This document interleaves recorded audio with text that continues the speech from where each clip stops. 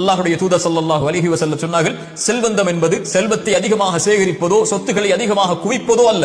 செல்வந்தம் என்பது அல்லாஹ் கொடுத்ததை கொண்டு திருப்தி அடைந்த உள்ளத்தோடு வாழ்வதுதான் செல்வந்தம் என்று அல்லாஹ்வுடைய தூதர் ஸல்லல்லாஹு அலைஹி வஸல்லம் உலக மக்களுக்கு ஒரு அடிப்படையை சொன்னார்கள். நிம்மதியோடு வாழ்வதற்கு கோடிகளை வைத்திருப்பவர்களும் இன்று நிம்மதியோடு இல்லை, கோடிகளை தேடிச் செல்பவர்களும் நிம்மதியோடு இல்லை. நிம்மதியுடைய வாழ்வை வாழ்பவர்கள் அல்லாஹ் எதை கொடுத்தானோ அதை கொண்டு திருப்தி அடைந்த உள்ளத்தோடு வாழ்பவர்கள் மட்டுமே.